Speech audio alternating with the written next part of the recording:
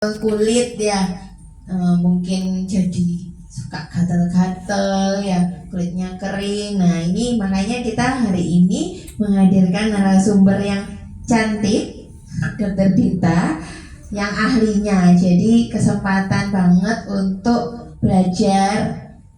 Mungkin nggak kepikiran gitu selama ini, kayak papa saya juga gitu ya.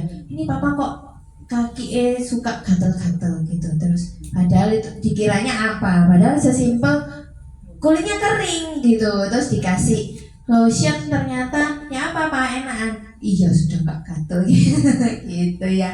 Jadi hari ini Bapak Ibu bisa belajar sama-sama dengan Dokter Dita. Nanti ada yang mau ditanyakan, monggo silakan ya. Terima kasih Dokter Dita atas juga kesediaannya untuk berbagi ilmu bersama kita semua hari ini. Baik, tanpa berlama-lama lagi, saya kembalikan ke MC.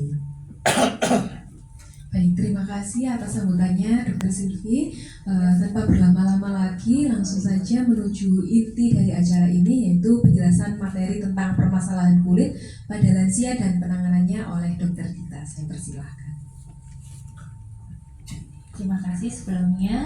Selamat pagi semuanya. Pagi. Assalamualaikum warahmatullahi wabarakatuh. Perkenalkan, nama saya Dr. Dita Harinia Purwadi, spesialis kulit dan kelamin. Di sini tulisnya SPDVI ya sekarang. Pada kesempatan kali ini kita akan membahas dengan topik permasalahan kulit pada lansia dan penanganannya. Jadi kalau lansia ini sebenarnya ya masalah kulitnya banyak ya. Tapi pada kali ini mungkin saya bahasnya yang paling sering saya jumpai di poli ataupun yang masalah kulit yang paling penting yang perlu kita fokuskan kalau pada lansia ya. Oke, kita langsung saja ke pembahasannya ya. Nah, pada lansia seiring dengan bertambahnya usia itu terjadi perubahan struktur kulit. Hal ini bisa membuat kulit semakin tipis terus semakin kering ya. Lanjut. Nah, bisa kita lihat anatomi kulit itu terdiri dari beberapa lapisan. Dari yang paling atas epidermis, kemudian bawahnya dermis, bawahnya lagi hipodermis, yang paling bawah seputan layer. Dan masing-masing ini mempunyai peran yang penting ya. Jadi tempat kelenjar, pembuluh darah, lemak, dan juga berfungsi untuk mengatur termoregulasi tubuh. Lanjut. Yang pertama kita membahas epidermis dulu nih. Kita membahas perubahan fisiologis atau perubahan normal yang terjadi dengan seiring bertambahnya usia ya. Seiring dengan bertambahnya usia, epidermis ini akan menjadi lebih kering. Jadi sel itu tidak menghasilkan kelembapan sehingga akhirnya kulitnya menjadi kering, kasar. Ada pointer? Ya. Kemudian biasanya kalau umur 50 tahun ke atas, proses penyembuhan pada kulit, luka pada kulit itu semakin lama proses penyembuhannya dan resiko infeksi pun semakin meningkat. Dimana retaritis itu atau papila dermis dia menjadi semakin rata, jadi kulit semakin tipis. Nah, yang juga itu berikutnya adalah sel pigmen kulit atau melanosit. Di sini sel melanositnya itu berkurang sehingga menyebabkan kulit semakin pucat, kemudian semakin sensitif terhadap radiasi matahari.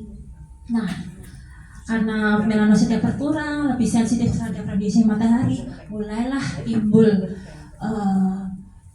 masalah-masalah. Salah satunya flek-flek, kemudian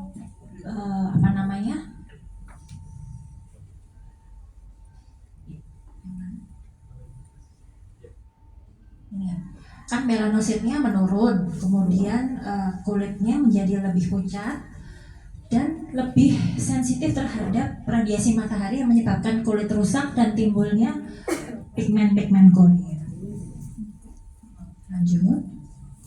Itu tadi yang epidermis ya, atau kulit yang paling atas. Bawahnya adalah dermis.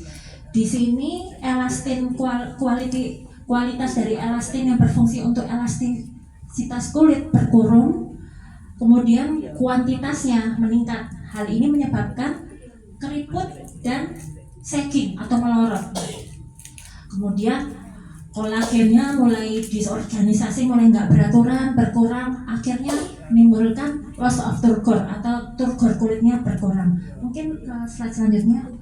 Apa itu turgor? Turgor itu adalah kemampuan kulit untuk kembali lagi setelah ditarik, gitu, yang menandakan elastisitas kulit. Jadi kalau pada lansia itu kulit ditarik gitu ke atas, baliknya lebih lama, nggak cepat balik gitu ya. Itu namanya turgor. Biasanya bisa kita lihat di punggung tangan, di area sternum sini, ya. Balik lagi ke slide tadi. Kemudian vaskularisasinya atau aliran pembuluh darahnya itu juga menurun, akhirnya bikin kulit juga semakin pucat, dan pembuluh darah kecilnya itu lebih rapuh sehingga menimbulkan gampang terjadi pecah pembuluh darah, menimbulkan senil purpura. Senil purpura itu kayak lebam-lebam gitu loh. Jadi kayak kebentur sedikit langsung warna ungu lebam gitu. Ya, itu biasanya karena pembuluh darahnya itu sudah rapuh kalau pada lansia. Next, lanjutnya lagi. Sekarang kita ke lapisan kulit yang lebih bawah lagi, namanya subkutan atau hipodermis. Di sini jaringan subkutisnya menurun.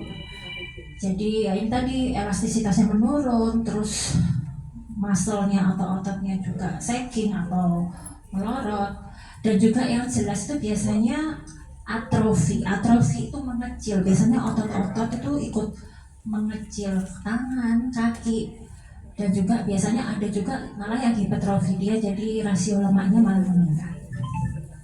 Lanjut. Nah, untuk kelenjar-kelenjarnya ekrin dan apokrin. Jadi ini kelenjar ekrin dan apokrin itu adalah kelenjar keringat. Dia menurun dari ukurannya, jumlahnya, dan fungsinya.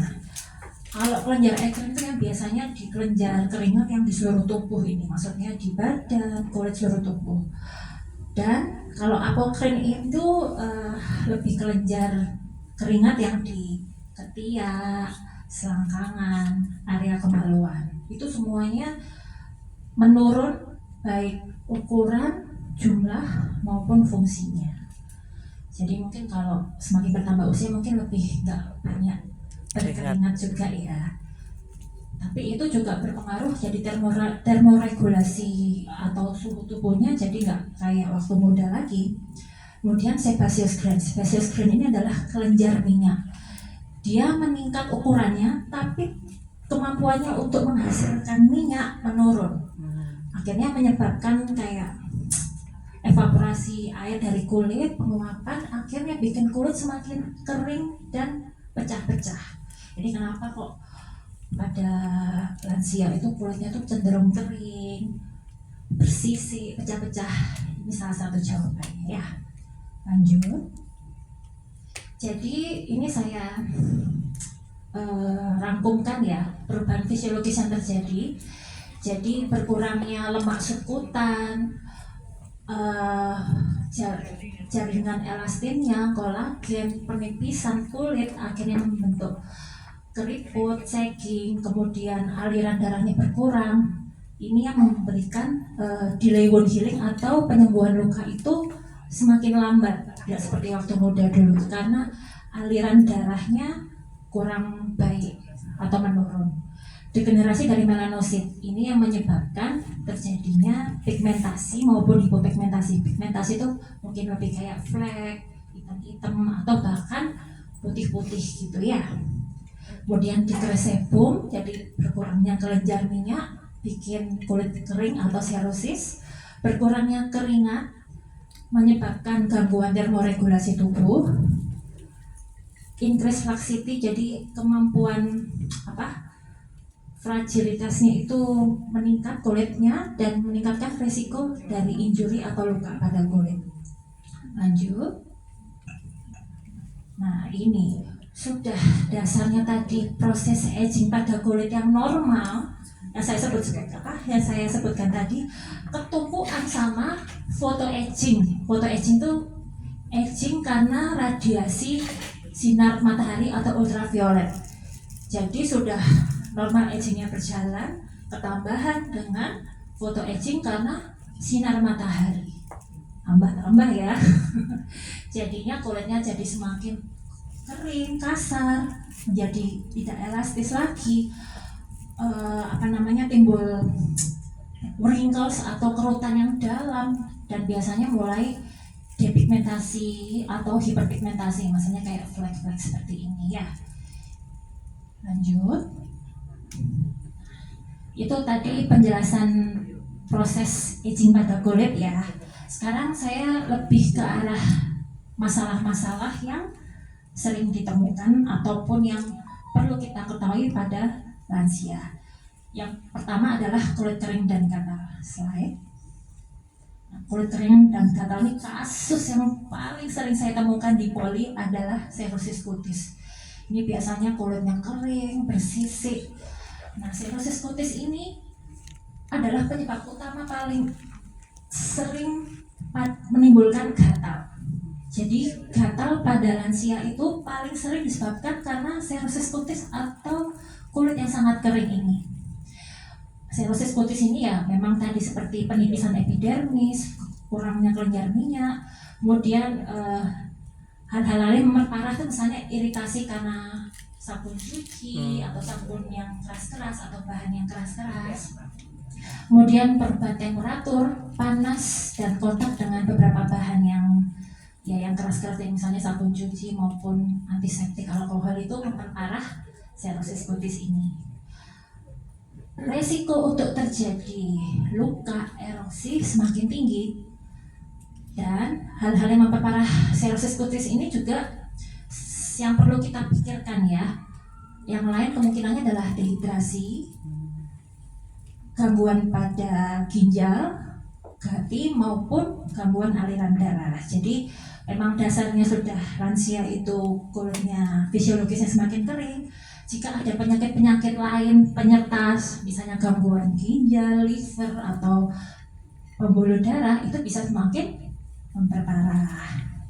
Selanjutnya, kenapa sih ini penting? Karena dia berpengaruh terhadap kualitas hidup. Karena rasa kering ini menimbulkan gatal. Gatal ini biasanya terus-menerus pada pasien saya, kemudian berdampak pada pola tidur. Dia jadi kurang tidur, kelelahan, terus akhirnya quality of life-nya juga menurun karena ya mungkin kelelahan terus-menerus, moodnya juga jadi berubah jelek terus gitu ya. Makanya jangan diremehkan ini cirrhosis cutis ini. Selanjutnya, gimana sih penanganan cirrhosis cutis atau kulit sangat kering ini? Pertama, mandi jangan dengan air panas ya. Kalaupun tidak tahan dingin, mungkin pakai yang suam-suam kuku aja. Jadi nggak terlalu panas tapi nggak dingin juga ya, suam-suam kuku gitu ya, tapi nggak boleh panas karena panas air panas itu mengikis kelembapan kulit. Mandi pun cukup 5-10 menit aja, nggak usah lama-lama ya. Karena apalagi disabuni lagi, waduh semakin kering nanti ya. Kemudian pemilihan sabun, pilihlah sabun mandi yang gentle atau yang ringan gitu, tidak mengandung pewangi, dan lebih baik lagi kalau mengandung moisturizer. Biasanya sabun kayak gini memang licin, busanya tidak banyak. Mungkin kalau nggak biasa memang ya kok aneh ya, rasanya nggak bersih, tapi justru itu yang bagus untuk kulit lansia. Sangat tidak dianjurkan pakai sabun-sabun antiseptik karena itu memang busanya banyak, keset, tapi malah bikin kulit semakin kering, memperparah rasa gatal. Selanjutnya, nah yang paling penting juga setelah mandi, gunakanlah pelembab, wajib ya pelembab ini. Dan pelembab pun gunakan yang alcohol free, fragrance free, atau tidak mengandung pewangi. Pilih yang mengandung glycerin, ceramide, urea. Jadi pada intinya setelah mandi itu harus memakai pelembab, wajib ya. Kapan sih pakai pelembab yang baik itu? Setelah handuan, kan kulit masih Lembab. setengah kering gitu ya, itu langsung dioleskan, hasilnya akan lebih maksimal, penyerapannya lebih bagus, kelembapannya lebih bertahan lama. Jadi justru masih semi kering, semi basah langsung dioleskan gitu ya. Selanjutnya itu tadi untuk pembahasan yang kulit kering ya dan gatal. Selanjutnya kanker kulit. Ini sebenarnya kejadiannya tidak banyak, cuma saya bahas di sini karena ya menurut saya tetap penting untuk tahu tentang gejala-gejala, karena memang banyak ditemukan pada yang sudah usia. Oke, lanjut. Memang skin cancer ini lebih banyak temukan pada ya situ aging skin atau yang sudah mengalami penuaan ya, walaupun bukan yang pasti utama penyebabnya. Biasanya kanker kulit itu dibagi menjadi dua kelompok, non melanoma dan melanoma atau melanoma maligna. Yang non melanoma ini biasanya ada actinic keratosis, ada basal karsinoma atau basalioma, dan squamous cell karsinoma. Lanjut. Saya pertama membahas actinic keratosis ya. Actinic keratosis ini sebenarnya belum kanker kulit tapi lesi prakanker. Kalau misalnya nemu seperti ini mungkin lebih perhatian lah sama kulit ya. Dia ini merupakan lesi pramaligna. Gejalanya adalah bintil, dasarnya merah begini, terus agak meninggi dan ditutupi sisik yang berwarna putih atau kekuningan gitu ya. Faktor risikonya itu adalah terpapar sinar UV. Jadi pada kulit yang terpapar sinar UV dan pada orang-orang berkulit putih, biasanya ya bule-bule gitu ya. Biasanya area predileksinya itu yang tidak tertutup baju atau yang terpapar sinar matahari. Biasanya wajah, telinga, kulit kepala, bibir, leher, dan tangan. Dia bisa sebenarnya si prakanker tidak berbahaya, cuma kita harus aware karena dia bisa berubah menjadi ganas, menjadi squamous cell carcinoma. Pengobatannya biasanya paling nanti pastinya ke dokter ya, akan ada bisa diambil lewat bedah, elektrokauter, atau dikasih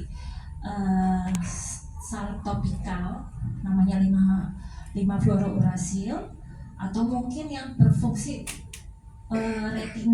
retinoid dan peeling yang berfungsi untuk mengikis gitu. Dia walaupun misalnya sudah sembuh, dia bisa kumat lagi. Nah yang penting jika memang take home message-nya itu misalnya kalau ada lesi-lesi seperti ini, sebaiknya memang ke dokter untuk dilihat kemungkinannya untuk menjadi ganas bagaimana gitu ya.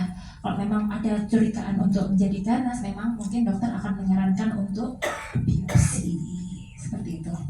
Lanjut. Yang berikutnya adalah basal cell carcinoma atau basalioma. Ini biasanya kanker non melanoma yang paling banyak ditemukan. Jadi 80% ya. Dia tuh bentuknya biasanya seperti bintil, mudah berdarah. Bisa dilihat kan ini banyak pembuluh darah kecilnya ini, itu bikin mudah berdarah. Terus tengahnya biasanya ada luka menggaungnya sedikit. Ya, sebenarnya dia jarang metastase, tapi dia membuat destruksi jaringan bawahnya. Jadi kalau dibiarkan jaringan bawah kulitnya tuh semakin lama semakin rontok gitu, akhirnya bikin kecacatan. Jadi memang kalau ada ditemukan lesi seperti ini, memang sebaiknya segera diambil biar tidak semakin merusak jaringan bawahnya. Lagi-lagi predileksinya di area yang terpapar sinar matahari, kepala, terus leher, hidung, telinga, dan faktor risikonya yaitu tadi sinar matahari dan kulit yang putih. biasanya FBB juga ya. Untuk pengobatannya biasanya kalau dokter gini akan melakukan lagi-lagi operasi, kemudian ada juga fotodinamik atau di elektrokauter, di kuret gitu. Kemudian ada juga obat topikalnya 5 fluorouracil. Tapi itu memang harus dokter lihat dulu ya untuk memastikan. Lanjut. Yang ketiga adalah squamous cell carcinoma. Kalau tadi kan basalioma itu yang paling pertama banyak ditemukan. Yang kedua adalah squamous cell carcinoma untuk kanker kulit kedua yang paling banyak. Lagi-lagi paling banyak terdapat di area yang terekspos matahari. Biasanya lesi awalnya itu bisa berupa bercak yang bersisik gini. Kemudian semakin lama dia jadi luka emborok, tertutup krusta seperti ini. Kalau semakin lama dia bisa malah jadi luka menggaung dengan tepi meninggi seperti ini ya. Nah, faktor risikonya itu yaitu tadi sinar matahari, orang-orang yang mungkin kena lesi burn atau lesi luka bakar yang kurang baik penanganannya, kemudian radiasi X-ray, dan mungkin iritasi yang berkelanjutan tapi tidak dapat penanganan yang baik, itu bisa menjadi faktor risiko ya.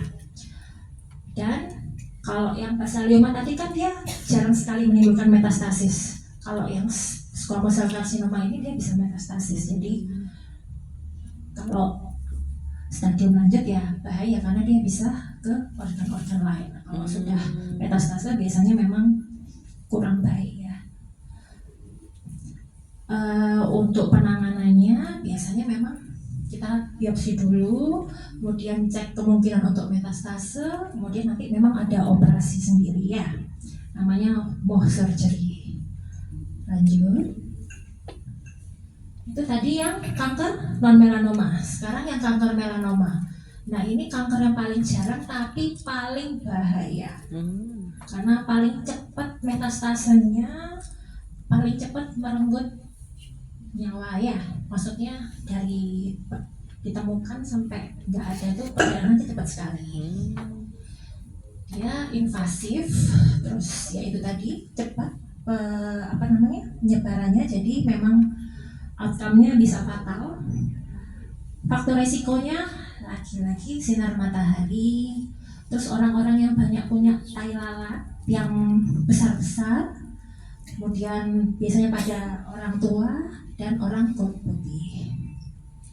Berikutnya, nah melanoma ini yang perlu kita garis bawahi adalah gimana cara mengenalinya atau deteksi dininya. Nah, tanda-tandanya ada namanya ABCDE. A asimetris. Jadi ukurannya ini kayak nggak simetris antara kiri dan kanan. Ini loh kalau kita garis seperti ini ya. B border atau batas tidak tegas atau tidak rata. Bisa kita lihat nih. Ini batasnya kan tidak rata ya. C color. Warnanya nggak sama. Ini bisa lihat. Yang sini warna tua, sini lebih muda, sini lebih tua. Jadi warnanya lebih bervariasi, nggak monoton gitu ya. D diameter lebih dari 6 mm dan adalah evolusi atau enlargement. Dia membesar dengan cepat. Kalau misalnya basalioma itu kan membesarnya lama, dia 6 bulan sampai tahunan. Kalau melanoma ini cepat, biasanya bulanan dia membesar. Nah itu kalau sudah ada tanda-tanda seperti itu kita harus waspada. Berikutnya. Nah gimana sih dari penjelasan yang saya jelaskan tadi tentang kanker kulit, satu garis benangnya adalah, satu garis merah yang kita bisa ambil adalah paparan sinar matahari ya. Jadi kenapa memakai tabir surya itu sangat penting?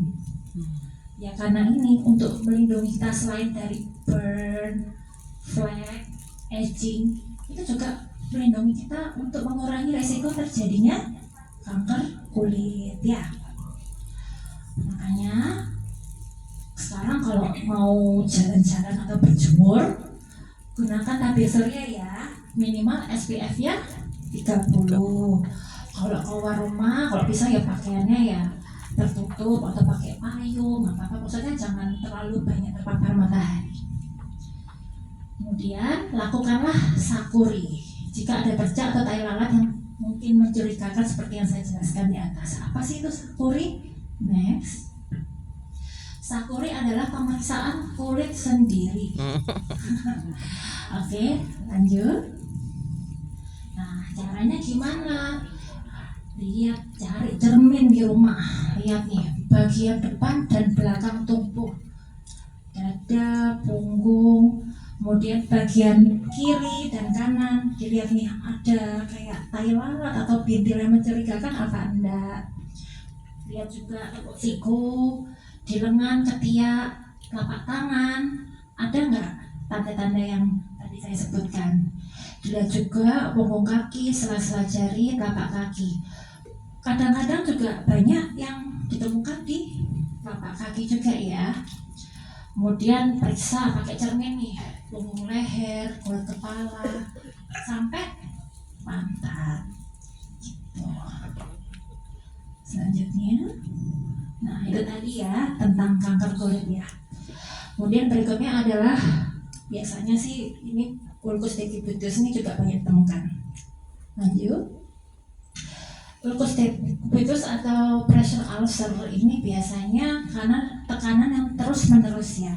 Jadi kalau kita pada pasien berbaring lama atau mungkin yang duduk di kursi roda lama, itu mulai timbul nih area awalnya berupa bercak kemerahan. Biasanya kalau pada posisi terus menerus pada satu posisi selama lebih dari 3 jam, blood supply atau aliran darah itu berkurang. Akhirnya bikin kulit itu jadi gampang timbul luka. Inilah asal muasal decubitus itu. Lanjut.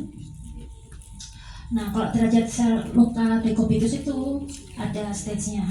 Stage 1, stadium 1, stadium 2, stadium 3, dan stadium 4. Yang paling ringan stadium 1. Dia biasanya awalnya memerah, belum jadi luka, tidak berubah menjadi cerah saat disentuh. Jadi kayak vaskular sisanya mulai nggak baik. Kemudian tahap 2, ini mulai erosi nih, kulitnya udah mulai timbul luka. Tapi nggak terlalu dalam, paling cuma ya kayak erosi-erosi gitu ya. Yang tahap 3, ini dia mulai lebih dalam nih, berbentuk keruh, bisa timbul nanah, dan tampak jaringan rusak. Nah, yang stadium 4 ini dia baru yang dalam banget, bisa kelihatan tulang, otot, tendon, dan ada jaringan nekrotik atau yang warna-warna hitam itu. Selanjutnya, gimana sih pencegahan decubitus? Kalau pada pasien yang memang harus tilah baring lama ataupun harus duduk lama di kursi roda, lakukan